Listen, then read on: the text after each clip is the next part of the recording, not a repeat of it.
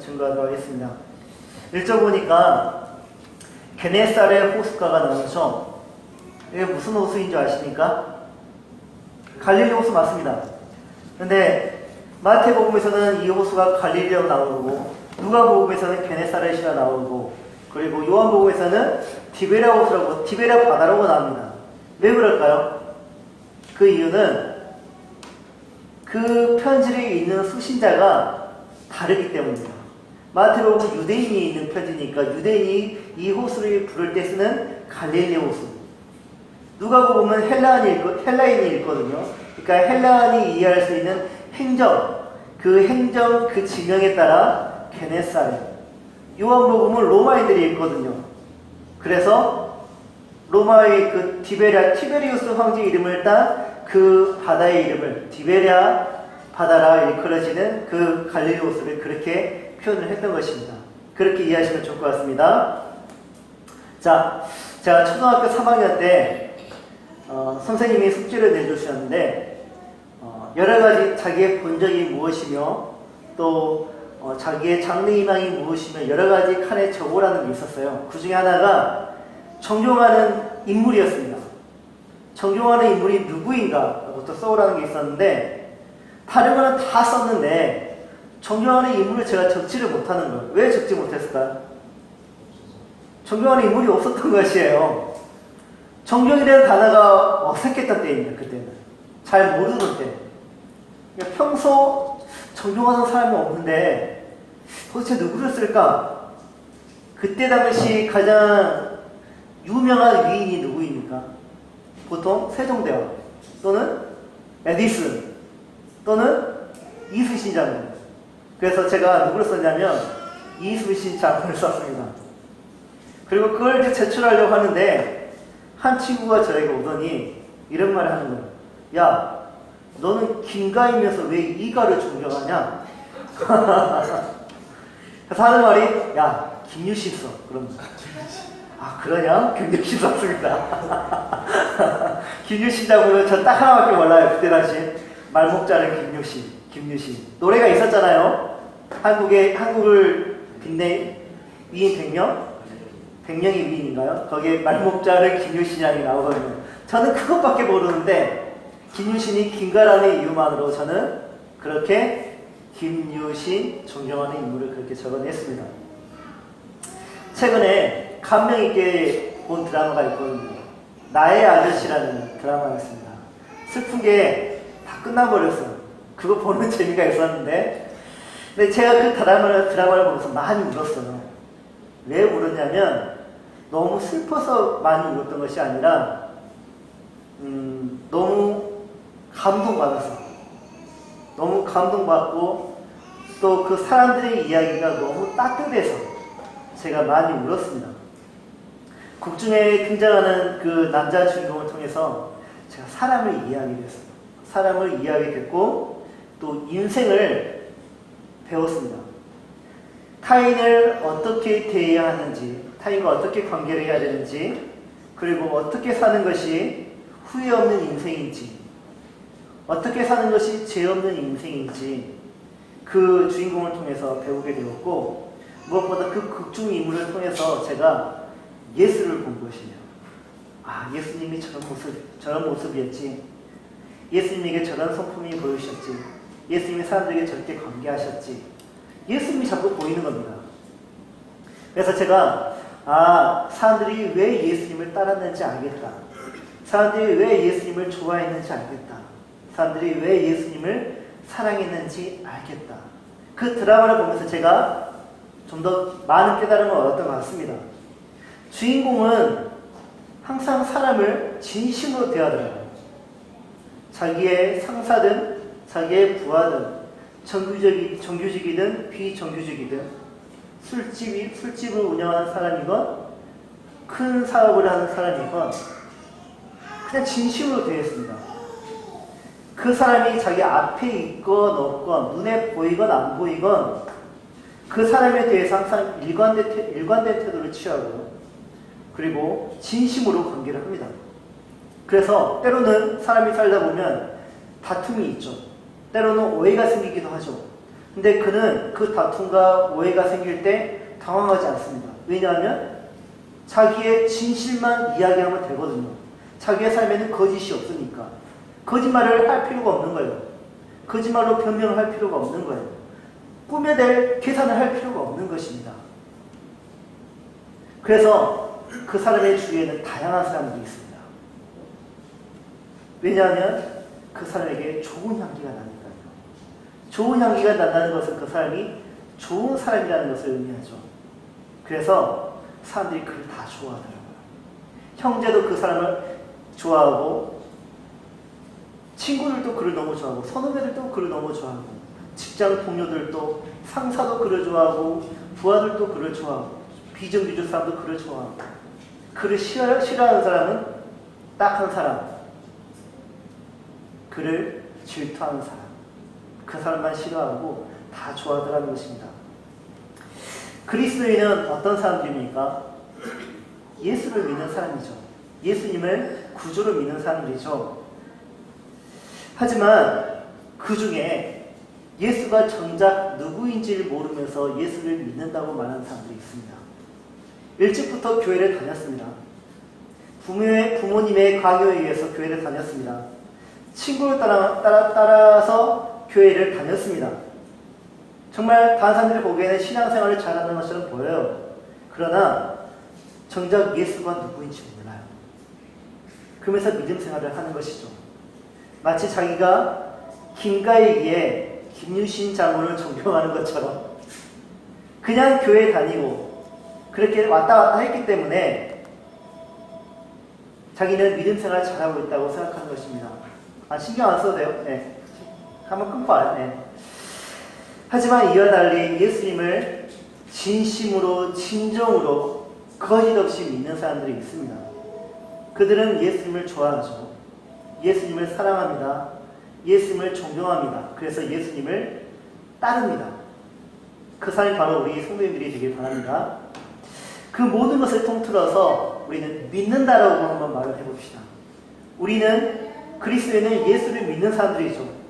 그렇다면 왜 그 사람들은 예수를 믿는 것일까요? 왜 우리는 예수를 믿는 것일까요? 우리 성도님들 지금 정말 그리스도인이라면 왜 예수를 믿는 것입니까? 다른 말로 표현하자면 왜 그리스도인이 되셨습니까? 드라마 이야기 다시 한번 꺼내볼게요. 저는 극중 그 주인공을 통해서 저의 지금보다 완성된 더 나은 좌상을 보았습니다. 무엇을 의미하죠? 닮고 싶다는 거예요. 그 주인공이 닮고 싶다는 것이에요. 저 모습이 내 모습이 되기를 바랐다는 것입니다. 나의 부족함을 알지만 그 부족함을 숨기려 하기보다는 그 부족함을 인정할 줄 아는 사람이 되고 싶었습니다. 오리를 걸어주는 것이 지나친 배려인 줄 알면서도 오리를 더 걸어주는 사람이 되고 싶다는 거예요. 거짓이 줄 수 있는 달콤함이 있죠. 그 달콤함에 흠뻑 취하기보다는 진실이 주는 평안을 더 사랑하고 싶다는 것이죠. 일의 완성은, 일의 끝마침은 책임의 마침이 아니라 책임의 또 다른 시작이라고 말하는 사람이 되고 싶다는 것입니다. 자신에게 주어진 능력이 있죠. 그 주어진 능력으로 많은 사람을 섬길 수 있고 많은 일을 할 수 있어요. 그런데 그게 힘들다 해서 배신하고 싶지는 않습니다. 묵묵히 그 능력을 갈고 닦는 사람이 되고 싶습니다. 이런 사람이 되고 싶다는 것이죠.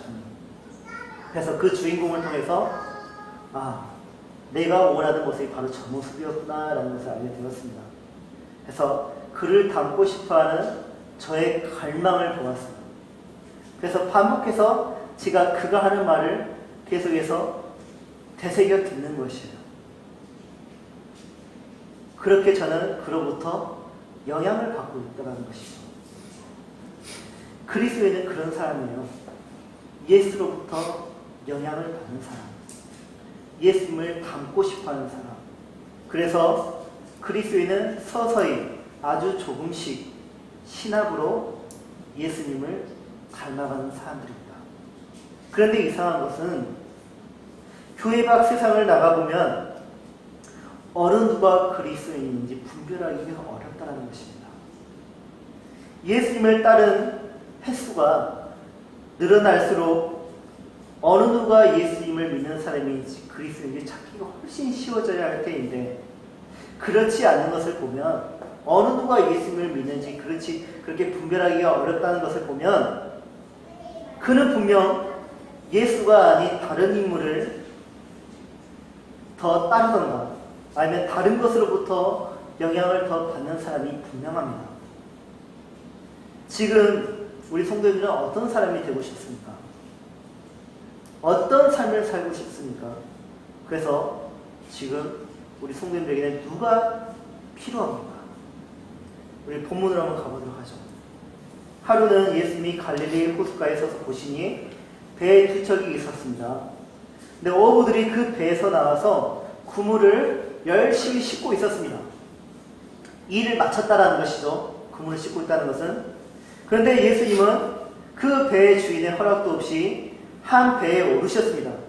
그리고 그 배 주인에게 말하기를 배를 육지에서 조금 떼주시오 라고 말을 했습니다. 그 배는 시몬의 배였습니다. 시몬이 그 배의 주인이었습니다. 근데 시몬은 자기 배에 허락도 없이 탄 그 사람, 그리고 자기에게 터무니없는 그런 요청을 하는 그 사람에게 화를 내기보다는, 당황하기보다는 그 사람이 예수라는 것을 알고 그대로 순종을 합니다. 배를 육지에서 조금 떼어줬던 것이죠. 그랬더니 예수님이 자기를 따라온 무리들에게 하나님의 말씀을 가르치기 시작한 것입니다. 왜 예수님이 배에 타서 육지에 있는 사람들에게 말씀을 가르쳤냐면 그 지형적인 특성이 그렇습니다. 갈릴리 호숫가의 그 주변의 지형들은 절벽으로 이루어졌습니다. 그래서 큰 벽을 이루고 있죠. 그러면 화자가 청중을 향해서 볼 때 이런 벽이 있으면 말을 했을 때 어떤 현상이 일어나죠? 말이 튕겨서 나오죠. 메아리가 쳐서 소리가 훨씬 크게 잘 들립니다. 그리고 때는 아침이었습니다. 아침에는 육지는 바다보다 더 빨리 식기 때문에 소리가 바다에서 육지로 전달이 더 잘 되는 것이죠.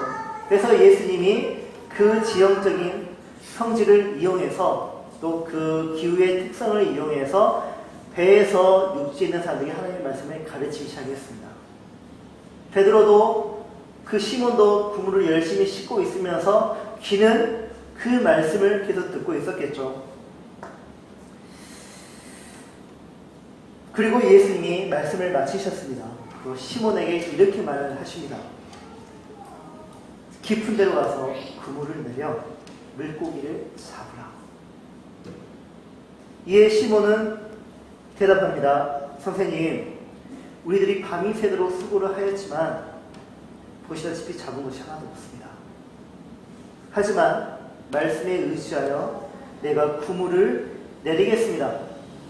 누가 어부입니까? 이 둘 중에 시몬이죠. 누가 전문가입니까? 시몬이죠. 어업에 종사하던 전문가가 바로 시몬입니다. 그 전문가의 입장에서 볼 때 예수님의 말씀은 어리석습니다. 왜냐하면 때는 아침, 물고기는 성질상 물의 온도가 올라가면 깊은 곳으로 들어가고 물의 온도가 내려가면 얕은 곳으로 이동합니다. 아침은 물의 온도가 내려갔죠. 그러니까 물고기가 깊은 곳에 있겠습니까? 얕은 곳에 있겠습니까? 얕은 곳에 있겠죠. 근데 예수님은 깊은 곳에 가서 그물을 내리라고 합니다. 그럼에도 불구하고 비상식적이지만 비전문가적인 그런 견해지만 그는 예수님의 말씀에 순종합니다. 그 이유는 그가 전에 예수님을 본 적이 있어요. 지금 예수님을 처음 본 것이 아니에요. 전부터 예수님에 대해서 소식을 듣고 있었고 예수님을 만난 적이 있습니다. 그리고 예수님이 갈릴리에서 행한 기적, 예루살렘에서 성전 청결 사건, 또 갖가지 이룬 기적들, 사마리아에서 있었던 그 사건들이 갈릴리에도 이미 소문이 허다하게 퍼져 있었어요. 촌구석인 나사렛에도 소문이 다 퍼졌는데 그 큰 갈릴리 호수의 주변 도시는 그 소문이 안 났겠습니까? 소문이 다 났죠. 시몬이 말씀에 순종하여서 깊은 물에 그물을 던졌습니다. 근데 그렇게 했더니 어떻게 됐다고요? 물고기가 잡혔는데 그물이 찢어졌다고 합니다. 너무 많이 잡혔다는 것이죠. 그래서 시몬이 얼른 동료들을 불러서 도움을 요청했습니다. 그 결과 보니까 2배가 있었는데 그 2배의 물고기가 가득 찼다고 합니다. 수지 맞았죠. 만선을 이뤘죠. 시몬이 이를 보고 물고기를 보고 기뻐하고 오늘 횡재했다. 그것을 끝을 냈습니까? 아니죠. 물고기를 보는 것이 아니라 예수님께로 자신의 시선을 돌립니다. 자신의 마음을 물고기에 두는 것이 아니라 예수님에게로 마음을 향합니다. 그리고 그는 예수님의 무릎 앞에 엎드려서 절을 하면서 말하기를 주님, 나를 떠나십시오. 나는 죄인입니다. 그러자 예수님이 시몬에게 이렇게 말합니다. 무서워하지 말라. 이제 후로는 네가 사람을 취하리라. 같은 본문이 이 말씀을 마태복음에서는 이렇게 하고 있습니다. 나를 따라오라. 내가 너희를 사람을 낚는 어부가 되게 하리라. 그러자 시몬과 그의 형제 안드레 그리고 그의 어업의 동료였던 동업자였던 야고보와 요한은 일찍이 세례 요한의 제자이면서 또 세베대의 아들, 그 지역의 유지였던 세베대의 아들이었습니다. 근데 그 요한과 야고보와 시몬과 안드레가 자신이 가지고 있던 그 그물과 그 배와 잡은 물고기를 다 내려놓고 가족마저 다 남겨놓고 예수님을 곧장 따라버립니다. 자, 여러분이 이 이야기를 통해서 무엇을 보셨습니까? 4명이 제자가 되었다? 끝? 4명이 이런 형식으로 제자가 되었다? 끝? 아니에요. 이것을 끝나면 안 돼요. 그걸 보여주기 위해서 하나님의 말씀이 이렇게 기록된 것이 아니에요. 적어도 우리는 이 이야기를 통해서 의문을 가져야 됩니다. 질문을 던질 줄 알아야 돼요. 예수님은 왜 그 수많은 사람들 중 그들을 제자로 부르셨을까? 그리고 그들은 왜 예수님의 부름에 응답했을까? 이것을 응용하여서 예수님은 왜 우리를 교회를 부르셨을까? 그리고 우리는 왜 예수님을 따르는 교회가 되었을까? 이 본질적인 질문을 던질 줄 알아야 된다는 것입니다. 먼저 시몬과 그 동료들이 살았던 그 세상은 어떤 세상이었는지 이해를 할 필요가 있어요. 그 세상에 대하여서 구약의 하박 선지자는 이렇게 말을 하고 있습니다. 들어보시기 바랍니다. 여호와여, 내가 언제까지 부르짖어야 주께서 들어주시겠습니까? 내가 횡포라고 외쳐도 주께서 구해주시지 않으십니다. 어째서 나에게 불의를 보게 하시며 악을 목격하게 하십니까? 파괴와 폭력이 내 앞에 있고 다툼과 분쟁이 곳곳에 있습니다. 그래서 법이 무시되고 정의가 실현되지 못하고 있습니다. 악인이 의로운 자를 둘러싸고 있으므로 부정이 판을 치게 되었습니다. 그런데 어째서 거짓되게 행하는 자를 보고만 계십니까? 악인이 자기보다 의로운 자를 삼키는데 주는 어째서 침묵만 지키고 계십니까? 어째서 주는 사람을 바다의 고기나 다스리는 자가 없는 곤충처럼 대하십니까? 바빌로니아 사람들이 낚시로 사람을 잡아 그물을 끌어모아 놓고 기뻐하고 즐거워합니다. 그들은 그 그물로 호의호식하며 살기 때문에 그 그물에 제사를 드리고 분향합니다. 그들이 칼로 계속 여러 민족을 무자비하게 죽여도 좋단 말입니까? 지금보다 약 2700년 전에서 800년 전에 호세아 선지자가 정의롭지 못한, 공의롭지 못한 그 세상을 보고 탄식하면서 하나님께 그렇게 호소하는 것입니다. 그렇다면 우리가 살고 있는 이 세상은 2700~800년 전 하박국 선지자가 살던 그 세상보다 훨씬 나은 세상이 되었습니까? 그렇지 않습니다. 눈꼽만치도 좋아지지 않았습니다. 이 시대는요, 왕이 주권을 가졌습니까? 아니면 국민이 주권을 가졌습니까? 국민이 주권을 가졌죠. 국민이 이 나라의 주인이죠. 민주주의 사회입니다. 그리고 저마다 각각의 권리를 가지고 그 권리를 주장할 수 있는 이 시대를 살고 있습니다. 우리가. 그런 우리는 그야말로 이상적인 시대를 살고 있는 거예요. 2700년, 800년 사람들이 보았을 때 이런 시대는 정말 하나님의 나라예요. 유토피아예요. 파라다이스예요. 상상치도 못하는 그런 세상을 우리가 살고 있습니다. 그렇다면 우리의 삶은 이상적입니까? 우리가 살고 있는 이 체제는 이상적일지 몰라도 우리의 삶은 이상적이지 못합니다. 너무나 큰 괴리가 있어요. 왜 그럴까요? 왜 그럴까요? 체제는 예전보다 진보하고 발전했지만 인간은 여전히 허망을 쫓고 거짓을 쫓고 무익한 것을 쫓는, 또 오히려 그것을 계승을 하는 존재이기 때문입니다. 누가 진리를 계승하고자 합니까? 돈을 많이 벌고자 하는 자들이 누가 진리를 계승하고자 합니까? 누가 정직과 성실을 계승하려고 합니까? 자본주의 사회에서 그거는 그냥 하나의 도덕일 뿐, 윤리일 뿐, 그거는 지혜가 아닙니다. 시몬과 그의 동료들이 사는 시대도 그와 다르지 않았습니다. 이와 다르지 않습니다. 그들의 삶은 겉보기에는 어떻습니까? 그들은 율법을 너무나 잘 지키는 사람들이에요. 하나님의 말씀을 그 누구보다 정말 사랑하고 그 말씀을 지키고 그 말씀대로 사는 사람들입니다. 그 유대교를 그들은 누구보다 자랑스러워하고 그 자부심이 컸던 민족입니다. 성전을 중심으로 그들은 명절을 지키고 하나님 앞에 그 절기를 지키면서 날마다 하나님을 사랑한다고 하나님을 예배했던 그들입니다. 겉보기는요, 그들은 너무나 거룩한 제사장 나라예요. 신의 나라예요. 겉보기에는. 그런데 그들의 실상은 허망과 거짓과 무익한 것으로 가득 차 있었던 인생이라는 것이죠. 겉보기에는 하나님의 말씀으로 하나님을 향한 사랑으로 가득 차 있는 것처럼 보이는데 그들의 실상은 허망과 거짓과 무익한 것으로 가득 차 있다는 것입니다. 그들은 절기 때마다 예루살렘 성전에서 모여서 예배를 드리죠. 하지만 그들의 성전은 어떻게 되었습니까? 만민이 기도하는 집이라 일컬어져야 할 그 집이 예수님이 볼 때 어떻게 되었다고요? 강도의 서굴이 되어 있었고 장사하는 집이 되어 있었다는 것입니다.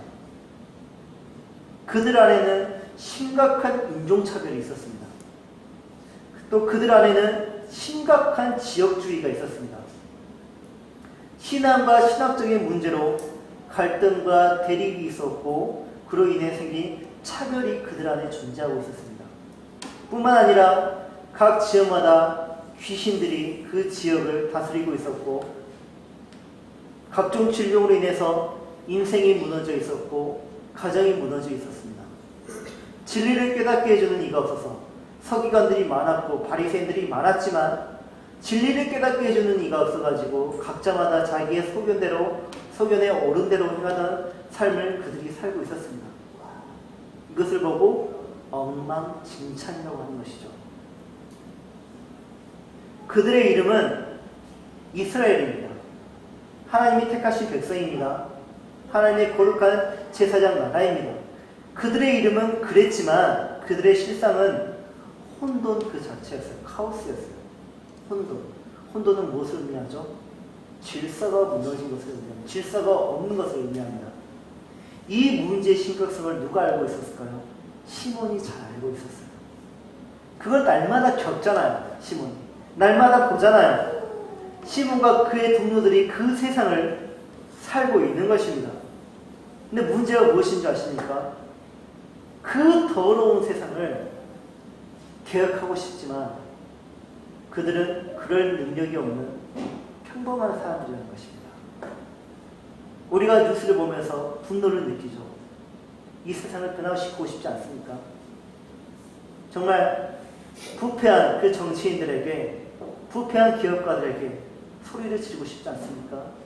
이 사회의 그 개혁을 주도하고 싶지 않습니까? 할 수 있습니까? 우리는 평범해도 너무나 평범해서 아무리 소리를 질러도 그들에게는 지저대는 소리에 불과해요. 어떤 영화에서는 이렇게 말했잖아요. 민중은 개나 돼지라. 우리는 그들에게 개와 돼지밖에 되지 못해요. 너무나 평범한 사람들이기 때문에 우리는 사회를 변화시키지 못합니다. 그래서 우리는 어떻게 할 수밖에 없습니까? 부패하고 타락한 권세가들이 만들어 놓은 제도와 법 안에서 순응하면서 그렇게 살 수밖에 없는 힘없는 피지배층으로 우리는 살 수밖에 없습니다. 그들을 지배하는 이 피지배층들을 지배하는 권세가들은 낚시를 합니다. 우리에게 낚시를 합니다. 우리에게 구물을 칩니다. 우리에게 투망을 던집니다.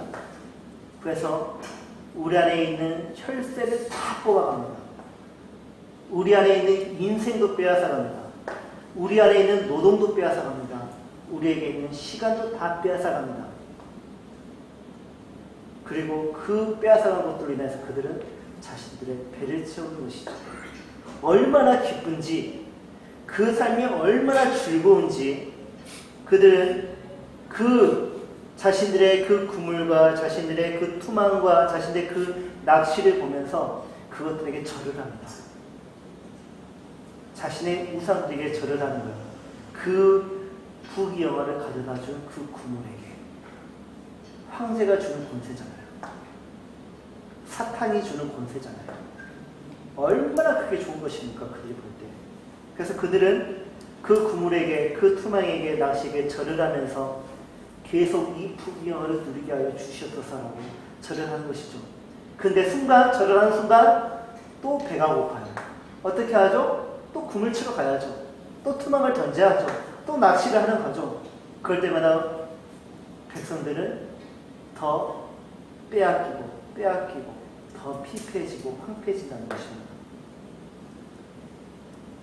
시몬과 그의 동료들이 그런 삶을 살고 있었습니다. 그들이 필요한 건 누굽니까? 그 삶에서 구원시켜줄 메시아. 그 정말 스스로 구원할 수 없는, 스스로 개혁할 수 없는 그 세상에서 개혁을 이끌어줄, 혁명을 이끌어줄, 자신들을 그 삶에서 구원해줄 메시아가 필요한 것입니다.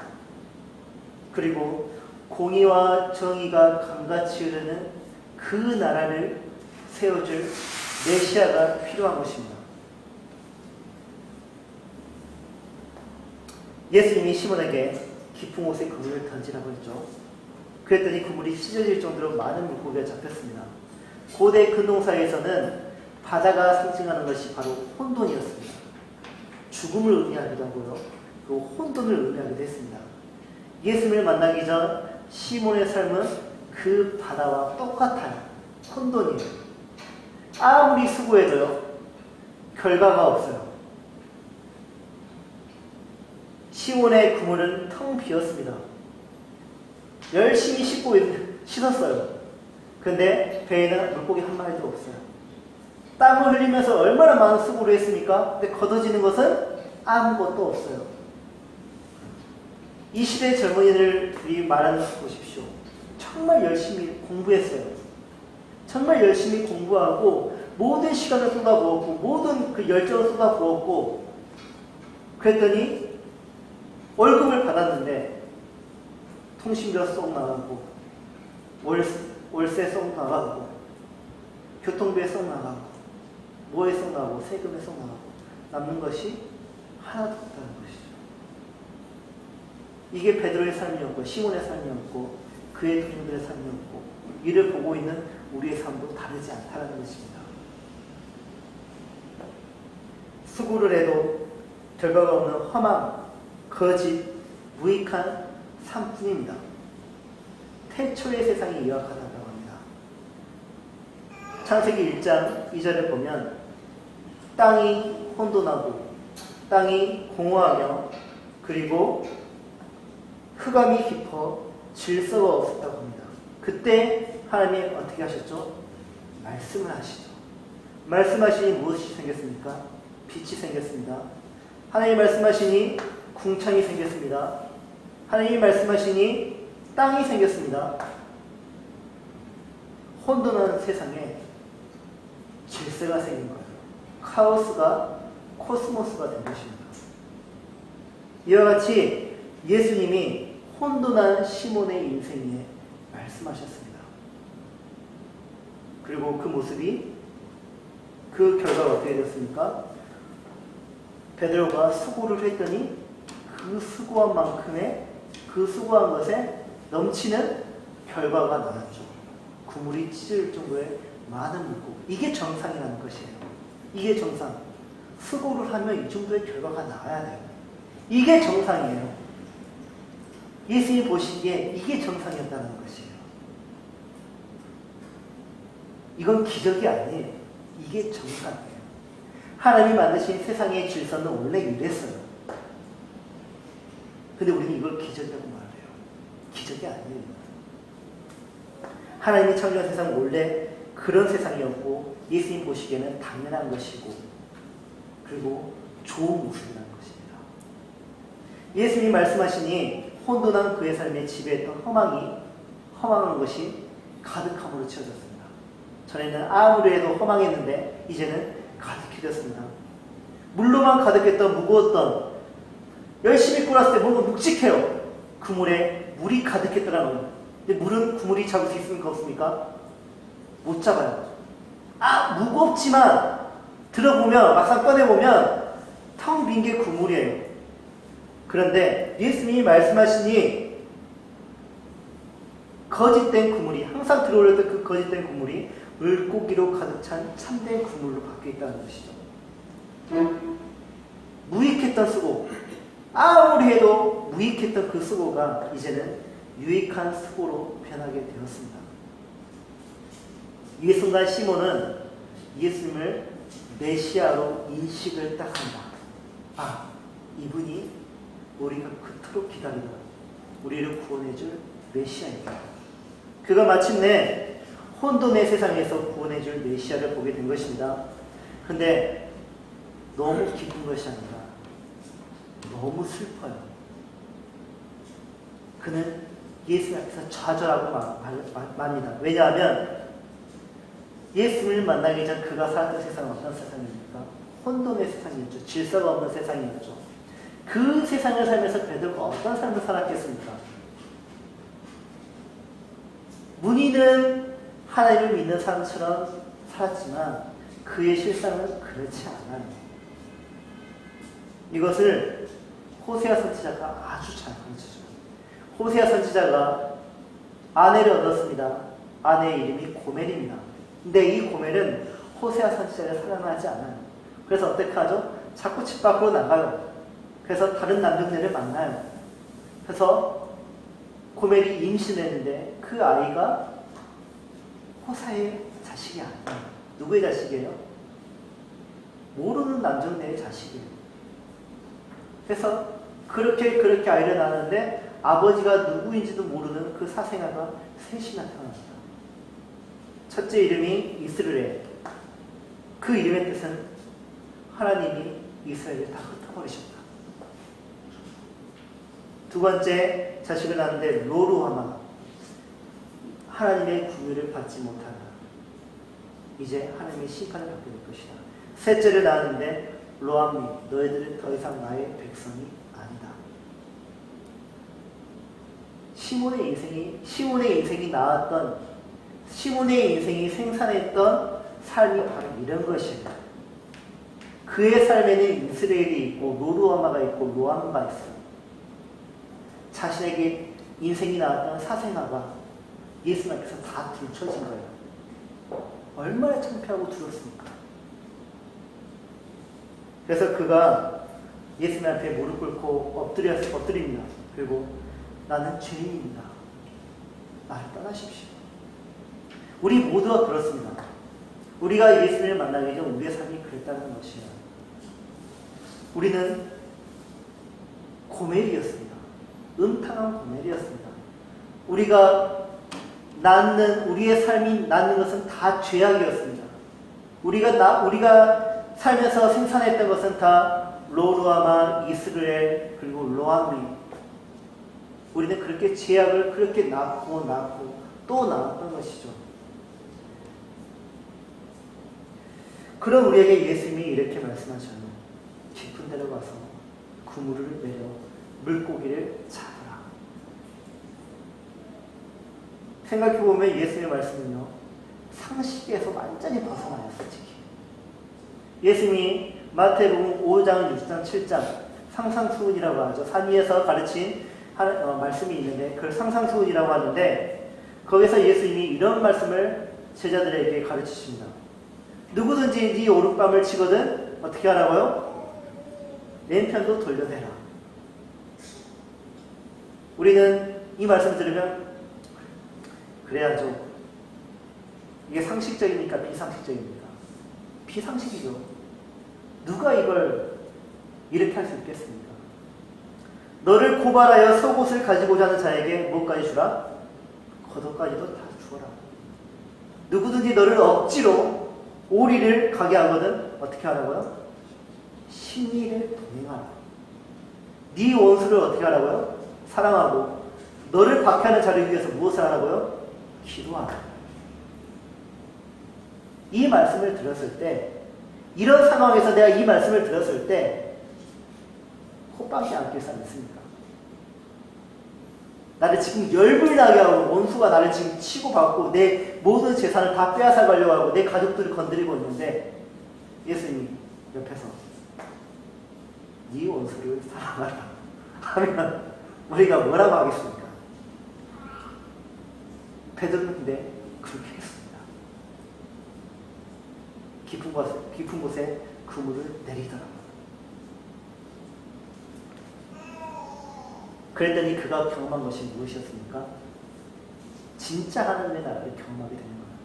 우리가 살아야 할 그 나라를 진짜 경험하게 되는 거예요.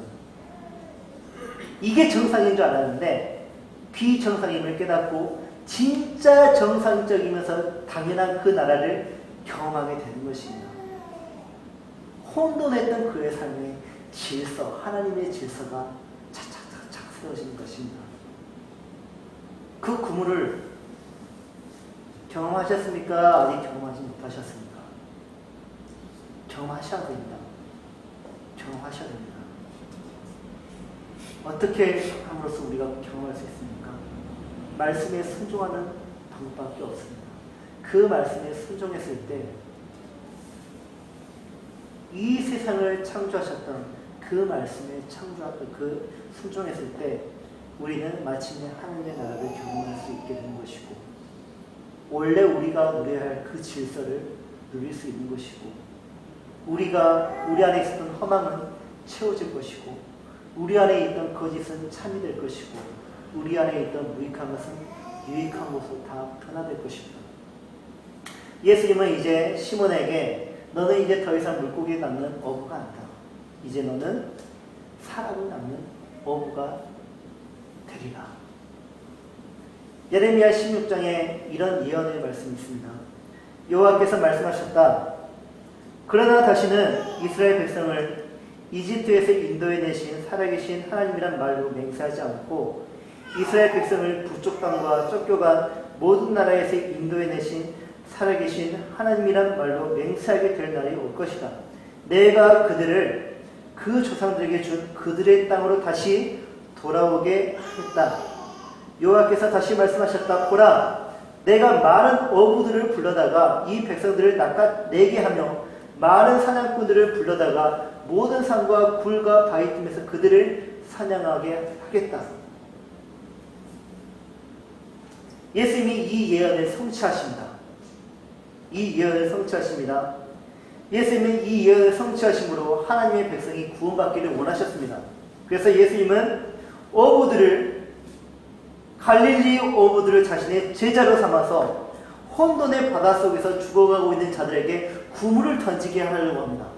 이제 너희는 물고기를 낚는 어부가 아니라 혼돈의 바닷속에서 죽어가는 그 사람들을 건져내는 어부가 되어야 할 것이다. 이게 하나님의 뜻이야. 이것이 바로 오늘날 하나님이 우리를 교회로 부르신 목적입니다. 먼저 혼돈의 바다 속에서 죽어가고 있는 우리를 구원하시기 위해서 우리를 먼저 부르셨고, 만나주셔서 부르셨고, 두 번째로 먼저 구원함을 받은 우리를 어부로 훈련시켜서 혼돈의 바다 속에서 죽어가고 있는 그 사람들을 건져내게 하기 위해서 우리를 교회로 부르셨다는 것입니다. 우리를 이 땅에서 부자가 되게 하기 위해서, 이 땅에서 정말 부귀 영화를 누리게 하기 위해서, 이 땅에서 정말 위인이 되게 하기 위해서 우리를 부르신 것이 아니라 죽어가는 자들을 건져내게 하기 위해서 우리를 어부로, 교회로 부르셨다는 것입니다. 그래서 우리는 이제 무엇을 해야 되겠습니까? 새로운 기술을 배워야 될 것입니다. 새로운 지식을 배워야 할 것입니다. 전에는 내가 세상에서 쌓아왔던 그 지식과 그 기술로 그것이 정상적이고 당연한 삶이면서 그렇게 살았지만 우리는 알다시피 그 지식과 그 기술로 아무리 수고해도 우리가 쏟아부었던 시간은 다 헛것이 되었고 우리가 쏟아부었던 수고는 다 무익한 것이 되었으며 우리의 삶은 참된 것이 아니라 거짓이었죠.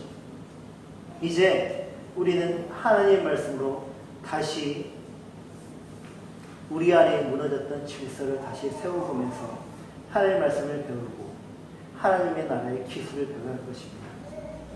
이제 이 말씀은 쭉 제자들이 어떻게 예수님을 닮은 제자가 되어가는지 보게 될 것이에요.